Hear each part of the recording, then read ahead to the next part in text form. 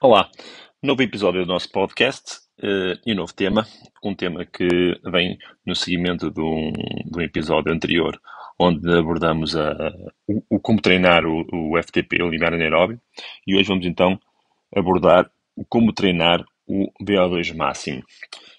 Como já falamos também aqui num episódio anterior, o VO2 máximo diz respeito à mais alta taxa de utilização de oxigênio pelo nosso corpo num esforço intenso. Ou assim, neste sentido, aumentar a quantidade de oxigênio que conseguimos consumir em esforço torna-se importante porque mais energia vamos conseguir produzir consequentemente, ok? A definição mais fácil para o aumento do VO2 máximo do atleta, ou a comparação mais fácil, analogia, é o aumento do motor do atleta. Ou seja, quanto maior VO2 máximo o atleta tiver, maior é o motor, maior capacidade ele vai ter. Vai ter uma maior capacidade aeróbia máxima. Depois, a utilização fracional desse motor, ou seja, o momento até onde vamos conseguir potenciar esse VO2 máximo em termos de utilização submáxima, ou seja, no FTP, para ter mais rendimento, então foi o tema que já abordamos no outro episódio. Para aumentar o nosso VO2 máximo, existem primordialmente três tipos de treino. Existem os treinos mais curtos de VO2 máximo, que são séries máximas, tudo conseguimos dar até 3 minutos. Temos séries de média duração, que vão de 3 a 5 minutos, normalmente aplicadas a atletas já mais experientes. E temos o trabalho de intensidade moderada e contínua, que também vai otimizar o VO2 máximo, porque vai trabalhar a intensidade submáxima, mas a utilização do oxigênio. É por isso que o treino do ciclismo, o treino da corrida, no triatlo, não se resume só a trabalho de alta intensidade. O trabalho de resistência, o trabalho de endurance é importante, porque a otimização de processos de consumo de oxigênio, quando nós respiramos, transporte, difusão na corrente sanguínea, transporte até aos músculos ativos e depois a sua utilização nos músculos ativos para produzir energia, é todo um processo que quanto mais vezes for repetido e em intensidades de menor stress para o organismo, mais vai tornar o organismo eficiente na produção de energia, a consumir mais oxigênio e conseguir gerar mais força. Assim, nas intensidades ou melhor, ao trabalharmos com o VO2 máximo, quanto é que podemos perspectivar de evolução do mesmo?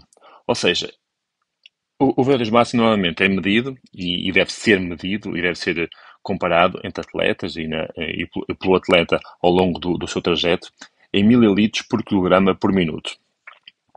A otimização do VO2 máximo vai pressupor uma utilização maior de oxigênio para a produção de energia. E essa utilização de oxigênio pode aumentar entre 0,2 a 0,8 litros por minuto a mais que conseguimos utilizar para produzir energia. Isso em termos relativos pode dar um aumento para um atleta, por exemplo, de cerca de 60 kg e com VO2 máximo a rondar os 50 ml por quilograma minuto, um aumento que pode ir dos 5 até aos 20% do VO2 máximo. Então, aquela teoria que os fatores genéticos que possibilitam ter um maior VO2 máximo, etc., são sempre são conceitos válidos, são conceitos corretos, só que são conceitos que não são aplicados na prática, porque se nós não trabalharmos o VO2 máximo, não estamos no nosso máximo e, por isso, não temos um limitador para a nossa evolução nesta capacidade fisiológica tão importante. Por isso, devemos pôr estes conceitos teóricos, digamos, de lado e perceber que o nosso VO2 máximo ao longo de uma época desportiva pode aumentar até sensivelmente 20%. Em alguns casos até pode aumentar mais. Isto vai depender do nível do atleta, da sua avaliação inicial, do seu passado desportivo e do trabalho então, que é feito ao longo do tempo. Para então trabalhar o V2 máximo, podemos procurar então os intervalos até 3 minutos, onde procuramos fazê-los a uma intensidade máxima, de forma a promover um grande stress a nível da utilização do oxigênio e provocar então adaptações a curto e médio prazo. Este tipo de trabalho, consoante o momento da época e consoante o objetivo do atleta, pode ser feito 1, 2 a 3 vezes por semana. É claro que quanto mais vezes por semana for, melhor segmentado tem que ser isto ao longo da semana, de forma a precaver também a fadiga e o stress que estamos a induzir no atleta para promover que haja a adaptação e evolução, como é óbvio. Ou seja, esse tipo de trabalho, que pode ser feito em séries mais curtas, até 3 minutos, podem ser realizados entre 4 a 6 repetições, de 2 a 3 minutos, intensidade máxima, toda a intensidade possível que o atleta possa aplicar nesse tipo de treino. As recuperações não chegam a ser da duração até ao dobro da sua série, que são ligeiramente mais curtas, por isso estamos a fazer séries até 3 minutos. Podemos dar cerca de 4 minutos de recuperação para fazer nova série, novo bloco. E isto pode ser feito, então, 2 a 3 vezes por semana, como eu estava a dizer, intensidades máximas. Isto em termos do FTP, podem ser intensidades a rondar os 120% do FTP a 130%, 135% do FTP. Depende muito como o FTP é determinado, se é em laboratório ou no terreno. Depois temos as séries que vão de 3 a 5 minutos, e como eu já tinha referido, são séries que são aplicadas a atletas já um pouco mais experientes. São séries que podem rondar ali os 115% e os 125% do FTP, medido em laboratório, sempre a referência. E então é uma intensidade muito, muito, muito elevada, sempre acima do FTP, cerca de 20% a 25%.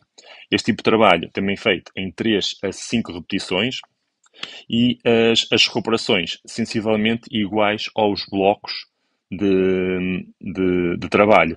Se fizermos uma série de 3 minutos, recuperamos 3 minutos. Se fizermos uma série de 5 minutos, recuperamos 5 minutos.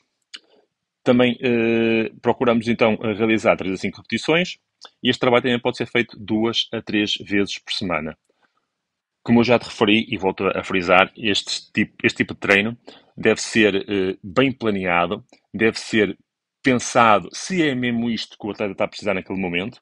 É um tipo de trabalho muito intenso. E depois, se queremos perdurar este trabalho ao longo da época, podemos reduzir das 2 a 3 vezes que fazemos este trabalho por semana para 2 vezes ou para 1 vez.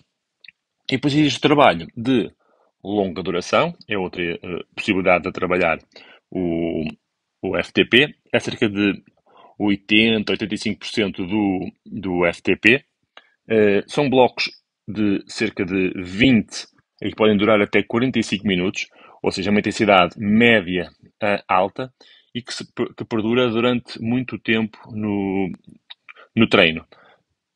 É uma intensidade fraccional do FTP bastante elevada, cerca de 85% do FTP, ou seja, um trabalho ali na zona do endurance e já a roçar o sweet spot, e onde se procura que haja um trabalho de eficiência, como já tinha dito logo no início, no processo de condução, de captação de oxigênio, difusão a nível da corrente sanguínea e transporte aos músculos e produção de energia, mas sem entrarmos num processo de acumulação de ácido lático significativa, para assim conseguirmos ir otimizando o sistema e o habituando o organismo a esse tipo de trabalho e então torná-lo mais eficiente. O VO2 máximo pode ser então pode ser induzido à sua evolução por diferentes formas. Devemos procurar também diferentes estímulos ao longo da época. Podemos começar com os intervalos mais curtos, podemos passar depois pelas séries mais longas e depois passar pelas intermédias numa fase mais avançada, porque todos os estímulos são importantes e é bom que o organismo vá sofrendo diferentes estímulos para não se habituar aos mesmos e para provocar então adaptações para um nível de prontidão motora superior, e neste caso para uma capacidade de VO2 máximo, de consumo máximo de oxigênio superior. Espero que tenham gostado, que aproveitem para os vossos treinos, vão continuando a enviar as vossas sugestões e vamos continuar a evoluir os nossos podcasts nas próximas semanas. Obrigado e bons treinos.